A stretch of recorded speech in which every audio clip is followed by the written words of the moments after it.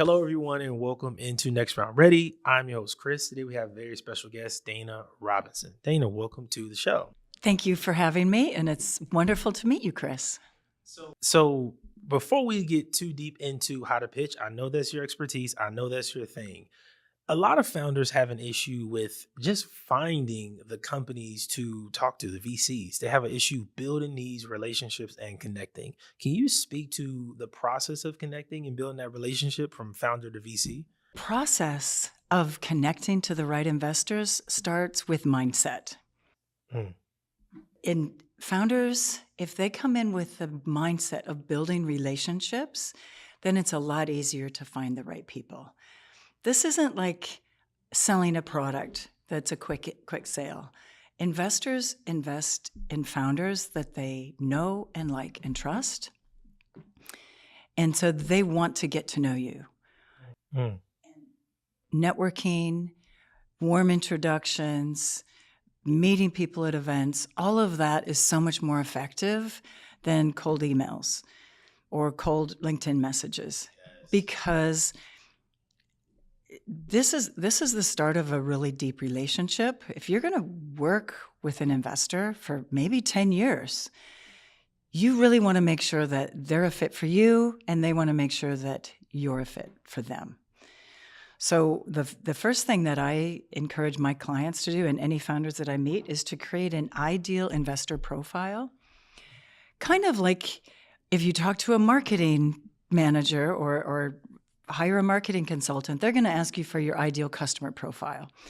And you actually really need to create it with that kind of process. Who's your ideal investor? What industries do they invest in? How much do they invest? What kind of founders do they support? Do they support mission, or is it much more around the money? What geographic areas?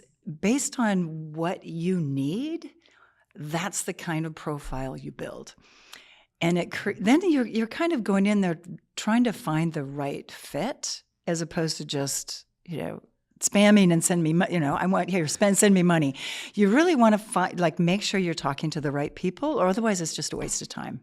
And I've realized that a lot of founders take that approach of just throwing darts at a wall on LinkedIn. They just want to go spam, and their idea of pitching and connecting is whoever is a VC that wants to talk to me, I'll take the meeting. And it's not being selective. It sounds like what you're saying is you want to build key relationships and be selective in that process. Absolutely. And actually, you do want to be selective, because if you're going to have somebody on your cap table for 8 or 10 or more years, you want to make sure that you can work with them and that you trust them. And they're going to choose founders that they can work with and that they trust. So it's kind of like the process of finding investors is kind of like dating, right? You're not just going to spam everybody and say, who's going to go out with me? You're going to be selective and find somebody that you'll connect with. And then when you do have that first date, you're not just going to reveal everything in one dump. You're going to be interesting and create curiosity so that you can get to the next meeting. And that's really what it's at. So that first pitch is the beginning of a relationship. It's not a invest or not situation. It's going to take a while. Yeah, and sometimes I feel like founders have that approach to it. This one first initial conversation, it's like a winner take all. Like if this goes great, then great. I got the funding and I've won. But it seems like that's the wrong approach to have. Well, it isn't, because that's also not realistic. Exactly. Yeah. It's going to take a while. Nobody ever invests after a first meeting. They always want to get to know the founder. And this is where if you you have to kind of think about what's important to investors. If you ask any investor, ask every investor you meet, what's your number one criteria on making an investment? The top answer you will hear is team.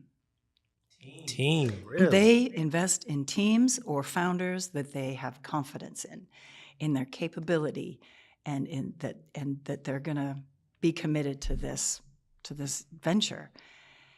And so you actually want to let them, they want to get to know you. They really want to get to know you. They want to make sure that they can trust you, that you're credible, that you're going to be easy to work with. And, it's like that first date. You can't just dump everything out there and expect them to make a decision.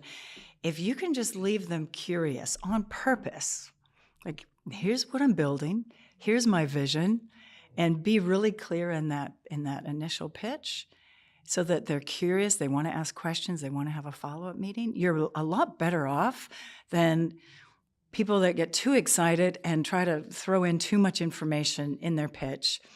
And then it's just confusing and overwhelming, and then the conversation kind of ends because they're confused. That makes sense. It seems like you can kind of overwhelm a VC to a point where they're just kind of backing up, like, all right, you said a little bit too much. I don't know what this is, but I'm out. And they could ruin it really fast by just kind of word vomiting. Again, and that is actually the number one mistake that I see in pitches, is that most pitches have too much information. And when you have too much information in a pitch, it's hard to remember the important ideas. So really, it's more important to say less, be really clear and concise, so that you leave them with clarity and curiosity, not confusion and overwhelm. Clarity and curiosity. So let me ask you this, because I'm pretty sure a founder listening to this would ask, okay, so what do I send? Do I send a video? Do I send my pitch deck? If I'm connecting with this VC for that first initial conversation, it may not even be a full meeting. Like, is there some specific bullet points I should cover to leave them with that curiosity? Or should I just go in there like, hey, this is who I am, this is what I'm building. If you're interested, let's talk. Like, keep it really short. Well, it should be really short, because all investors, whether they're VCs or angel investors, are busy. Nobody's going to read a long email. It needs to be really short and clear. And the best way to meet people, though, is to go to events or do some networking and get warm intros, or be really targeted in your outreach. And when you do that, that means that the investors you are reaching out to, are a fit. By industry, by stage, by the amount they invest, by the area, by the types of founders they support. So when you give your outreach, think about what is important to your investors, not just what you're building. And by that mean, you have to kind of get in their head a little bit. Like, okay, if this investor invests in, let's say it's climate tech and seed stage and companies in the Pacific Northwest. It's very specific. If it's that specific, like there are VCs that are that specific. Yeah. And not all of them are that specific, but quite a few are. Or maybe they're nationwide, but they're a very specific industry and stage. When you reach out to them, make sure you let them know how you're a fit. Right? We're doing this very specific thing. It's like, what's unique about you? Start with a hook, short sentences, not a long paragraph, and let them know how you're a fit for them. I love that approach, because for me, I would want to save time. And the idea of reaching out to, hundreds or thousands of VCs, just sending those spam messages doesn't sound fun to me. It sounds better to pitch to, like you said, shorten that list to like 15. But with that 15, I know that the company I'm building fits with these 15. So that increases my chances of success. Yes. And sometimes you may not get investment dollars from everybody you meet. But if you connect and start building relationships, there's a saying that goes, if you ask for money, you'll get advice. And if you ask for advice, you're more likely to get money. So if you connect to people, as in, hey, I'm in this industry, can I talk to you, and have a really good reason, and you manage to have a conversation, if they're not a fit, they will know who you should talk to. They will, if you have that great connection and build a relationship, you're more likely to get warm intros. See, I see why you prioritize connecting so much because it's just if you're genuine when you do the outreach and you're trying to build that connection, it almost seems like you shouldn't even prioritize the money the most because it just seems like it would dilute your perspective on every conversation you have. Because some people that you speak to, like you said, they might not give you money, but they could introduce you to 10 people who will. If you're just focused on money and you don't get that part, so you throw the relationship away, you could really slow down your process of getting to that pitch stage of getting the funding that you actually want. Yeah, and I think in the land of investment, relationship building is more important than anywhere that I've seen. I have a VC friend who tells founders, the first time we meet better not be when you pitch me. She wants people to connect much sooner. And she says, find me at events. Her and her team are at events all the time. They're meeting founders. They speak at conferences. They take meetings. They have office hours. They want to actually get to know a founder and follow their progress for several months before they make an investment decision. So the time to talk to investors is not when you're desperate for cash. Mm. It's when you're building something and you want to get to know people in your industry. I like that. I like that thought process. Okay, we got to transition now. You guys have heard a lot about how to find the people and how to approach and how to connect. Now let's talk a little bit more about the actual pitch aspect. We've built the connection. We have 5 different companies we're going to talk to. What is the pitch process like? Should it be the same for every conversation? Like I have like a template, a script I go through, or am I changing based on who I'm talking to? How do I approach this as a first-time founder trying to get my funding? When you are going in to talk to investors, be prepared to adapt. And remember, every investor is different, so you will probably have to adapt your pitch to who you're talking to. Also, as you're creating your pitch, the number one rule is to think about what investors want. Your pitch is not about you. Your pitch is about investors. Wait. That's a good line. It's not about you. It's not. It's kind of like if you're selling something, right? If I'm selling you this special brand of tea, I'm not going to say, this is why I like it. I'm going to talk about, this is why you will probably like it, right? I hear that you're health conscious. This is green tea. It has antioxidants, right? So when you're talking to investors, talk about what's important to them, not what's important to you. And this is a mistake I see in pitches all the time. When founders come in and they start talking about their number one topic is what they're building. They go into a lot of detail on this cool product, and these are the features, and these are the features we're going to add. And when we get more funding, we're going to hire engineers to add even these more features. And I can tell you with 100% conviction that investors do not care about your product features. Because investors don't invest in products. They invest in businesses. And so investors want to hear about your vision and what problem you're solving for your customers and how's your solution unique and how's your business going to make money? What's that business model? I have a good friend of mine who's an angel investor, does a lot of screening calls for her angel group. And she told me in a conversation, she says, Dana, we get so many great product ideas with no business model. Wow. And so investors aren't going to look at a product idea. They're not your customer.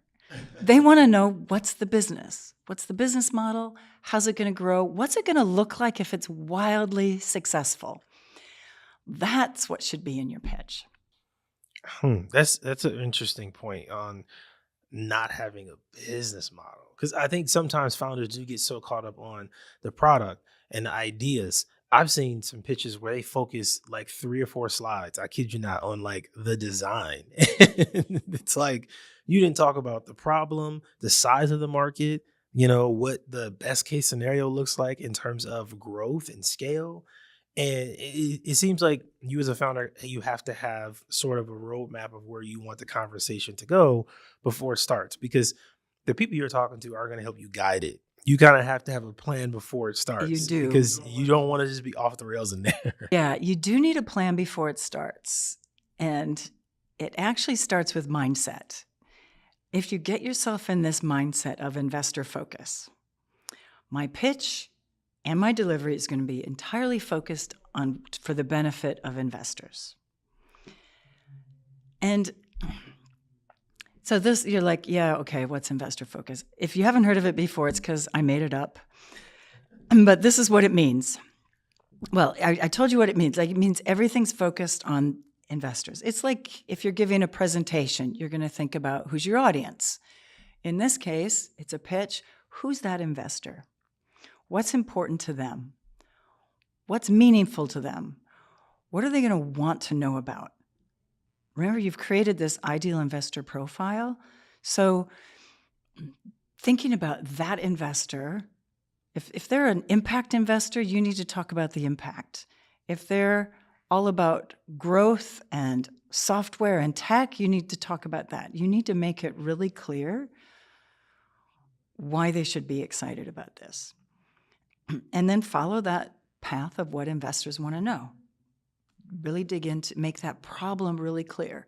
And when I say clear, I don't mean like explain it for 5 minutes. I mean, get it so clear that you can say it in 1 or 2 sentences. And they'll go, oh, I get it.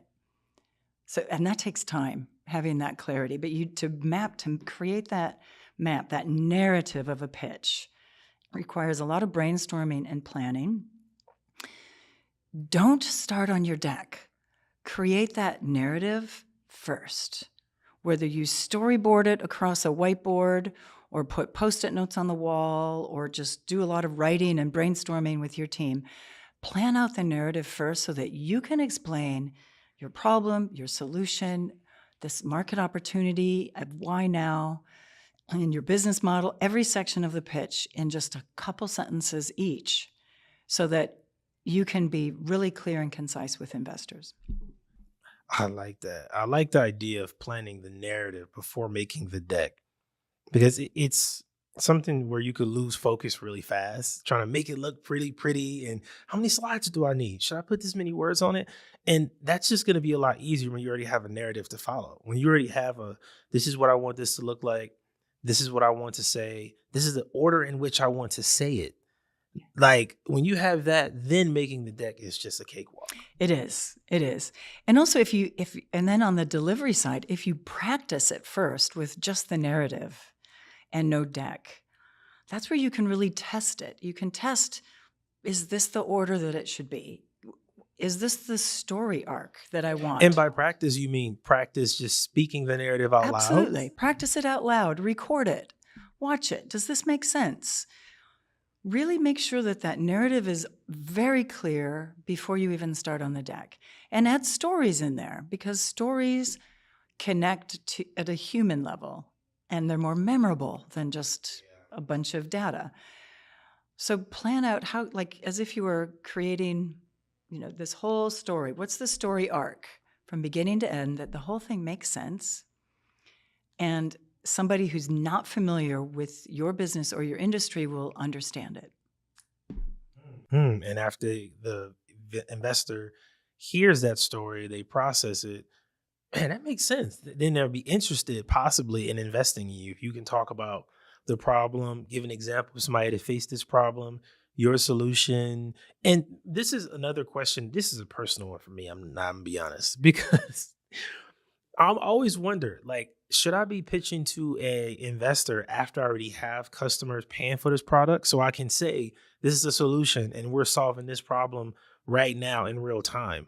Or is it also possible to go in there like, this is how we want to solve this problem, we need your money to do it?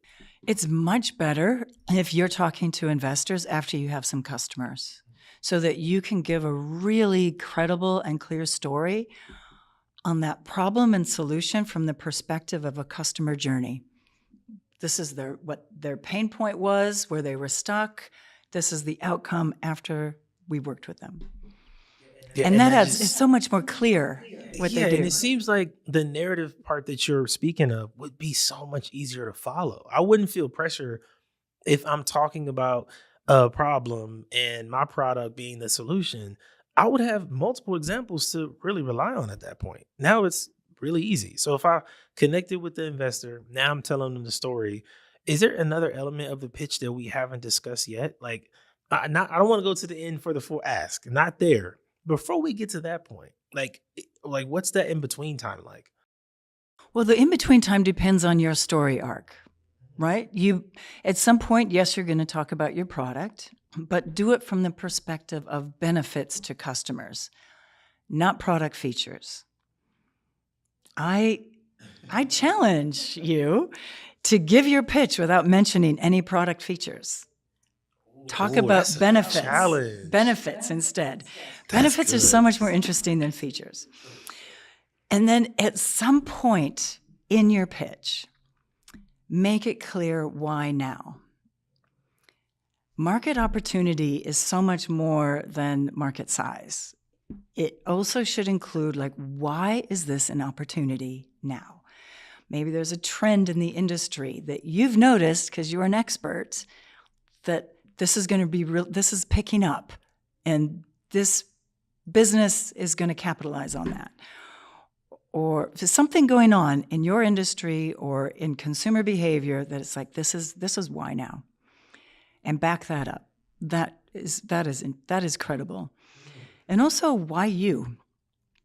When you get to that team slide, or when you're talking about you or your team, it's not just, here's my title, I'm the CEO, and here's where I used to work. I want to know, why are you the best team for this business? Is it your expertise? Is it your conviction? Is it a personal experience that happened to you that you are absolutely committed to solving this problem? We want to know. That seems important because I have seen the decks where they just literally lay out every job the person's had. Like it'll be 10, 15 jobs. Like that doesn't seem as impactful, in my opinion, just my humble opinion, as saying, something that's more specific to that specific company they're working on now. And I've seen some where they would put a team of like 10 people on a pitch deck. And I'm always like, that seems like a little too many because it's just like it's so many people on your team and you're looking series A, you're trying to get that initial round, whatever it is, and you already have this massive team of people. It just seems like it throws off the balance of what you're trying to do, of prove, like you said, why you. And I don't think it speaks to you and your personality if you're just listing the jobs and everybody's job is on your team. It's just, again, it's another one of those overwhelming films, Yeah, it shouldn't be elements. overwhelming. It should be obvious that, wow, this team Yes. has the expertise and the commitment to Mm. run this business. We want to be impressed quickly, not buried in details. Impress quickly. Okay, okay. Is there another way to impress investors quickly? And specifically, I'm speaking from maybe having a large audience online, maybe having some experience as a speaker in the industry. I'm specifically speaking to that industry excellence and like saying, I've been in this space for 6, 7, 8, 10 years, and I make a bunch of content. I educate people in this way. Like, is that also a leverage point for a founder? Yeah, absolutely. Like, to show quickly how you're the expert is helpful, but also to impress investors quickly. I think the best way to do it is to just to be so concise and clear in your message. Like to start with a hook, that one sentence statement where people go, oh, I get it. That's really impressive. And if people can describe the problem and the solution with such clarity and so concise that it's like obvious to investors that there's problem solution fit. And I say problem solution fit, like you may think, well, it's obvious. If this is a problem, this is my solution, there's a fit. But you'd be surprised at how often pitches don't have problem solution fit. The problem might be quite vague, or it's too general, or it's more of a mission, but it's not really the problem that's being solved. So it has to be really clear that I'll give you an example on that. I'm a clean tech investor, so I see sometimes pitches that say the problem is climate change. But then the solution comes up, and the solution is not solving climate change. So there's not a fit. And when there's not a fit, investors might not even notice that doesn't fit. To them, it just seems like this doesn't seem that urgent because there's not that clarity. But if you can come on and say, you know, the story of like our client is dealing with a toxic river and they need to clean it up, and our solution cleans that this way with cost-effective way and no waste, then suddenly it's like, wow, that really solves that problem in a unique way. Then investors have that clarity. So that beginning of the pitch with the hook, a really clear intro, problem and solution is what's going to get investors' attention quickly. And I like the way even at the end you tied in the outcome after the solution, because that can kind of bring the investor in even a little more to kind of see what is it, the flowers beyond the trees or something like that. Like you can see the other side now because I'm painting the full solution with the outcome for you from the product. Yeah, this sounds like a much better process than just laying out the feature list. Because I've watched a lot of pitches and I've read a lot of the decks and just researching, and it's so funny how often people go into the feature part you're talking about.